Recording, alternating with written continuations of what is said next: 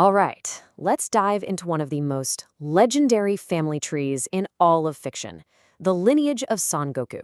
Seriously, this is the story of a family that started at the absolute bottom of the cosmic ladder and somehow ended up saving the entire universe, not just once, but over and over again. So, how did this happen? How did one low-class family become the most powerful force for good in existence?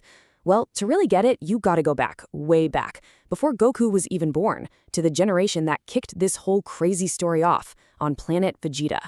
Okay, so our story really starts with Goku's parents, Bardock and Jain. Now, by Saiyan standards, they were nobody special, just a couple of low-class warriors. But the choices they made, they were going to create ripples that would change history forever. Bardock was your typical hardened Saiyan soldier, but Jean, she was different. Her gentle nature actually brought out a softer side in him. You have to understand, their bond was a huge deal, a true anomaly for the usually pragmatic Saiyan race. And it was this unique connection that led them to make a decision that saved everything, sending their youngest son away.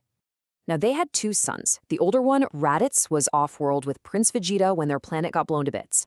The younger one was Kakarot. And let's just get this out of the way, because everyone asks. The movie character Turles is not Goku's brother. He's just a lookalike, which apparently happens a lot with low-class Saiyans because of a shallow gene pool. So that little baby Kakarot gets launched into space just in the nick of time. He ends up landing on this quiet little planet called Earth. And that's where a journey begins that will completely transform him and, the rest of the universe, forever. He's raised by this kind old man, Grandpa Gohan. But then there's this accident, a really nasty fall that basically reboots him. It completely wipes his memory and all his aggressive Saiyan instincts.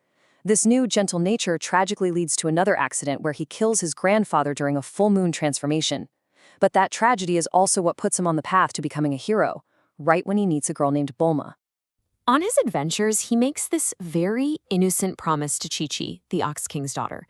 And I mean, he literally had no clue what marriage even was. But hey, a promise is a promise, right? Years later, he actually makes good on it, after they have this amazing reunion at the World Martial Arts Tournament, officially bringing two powerful families together. So if you look at his life, it's pretty much the textbook hero's journey. From his childhood adventures with Bulma to marrying Chi-Chi and having his first son, Gohan. The guy even sacrifices his own life to save Earth from Cell. This whole journey, all the growth, all the sacrifice, it's what paves the way for the next wave of powerful warriors from his own bloodline, starting with his second son, Goten. All right, so that brings us to the next generation. Let's see how this legacy builds with Goku's kids. They both inherited his incredible power, but man, did they walk different paths. First, you've got Gohan, named for the man who raised Goku. He's this brainy, gentle kid with this insane, explosive rage hidden just under the surface. And then you have Goten, who's just a natural. A spitting image of his dad who could go Super Saiyan as a little kid. It's a perfect sign of just how far the family's power had evolved. Okay, and this is where it gets really cool. The in-universe science behind it all. Goten's insane talent is explained by something called S-cells. The idea is, because Goku had not only a high power level, but also a gentle spirit, thanks to that bump on the head, Goten inherited a ton of these cells. It was basically a biological shortcut to immense power. The family tree keeps growing as Gohan finds love himself. He marries Videl, who just so happens to be the daughter of Earth's most famous, and let's be honest, ridiculously overconfident martial artist Mr. Satan, and their union gives us the family's first grandchild, Pan. But believe it or not, the story doesn't stop there. Not even close. This family's influence stretches generations into the future, creating brand new legends and heroes who all carry that same spirit. So, we flash forward, way forward. In the story of Dragon Ball GT, we meet Goku's granddaughter Pan, and then we jump a few more generations to his great-great-grandson Goku Jr.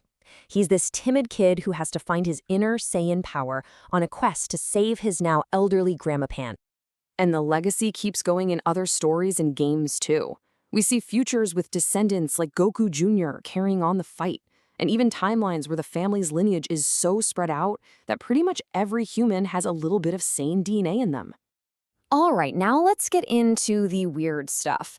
Because you can't talk about a family this epic without hitting the bizarre offshoots. The branches created by alternate timelines, genetic copies, and of course, the awesome fusions.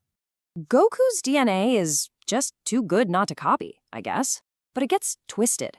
You have the tragic story of future Goku, who died from a heart virus. You have the villain Goku Black, whose body was literally stolen by a god. Even bad guys like Cell were built using Goku's genetic material, making them, well, twisted biological relatives. And then there are the fusions. This is a technique that temporarily merges two warriors into one ridiculously powerful being.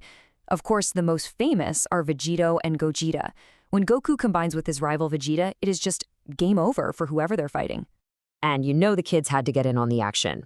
Goten and Vegeta's son Trunks learned how to fuse to become the super cocky and incredibly powerful Gotenks. Some fusions even cross generations. In the video games, we've even seen a wild what-if combination of father and son, Bardock and Goku, merging into a warrior called Barlet. And this technique isn't just for the guys. To prove just how deep these combinations can go, there are even mother-daughter fusions like Pendel, a mix of Pan and Videl, which just expands this family tree in even more creative ways. So when you piece it all together, from a defiant Saiyan taking a final stand to a future filled with his descendants, you realize the entire saga isn't just about one hero. It's about the growth, the struggle, and the absolutely unstoppable legacy of this one incredible family. Think about it.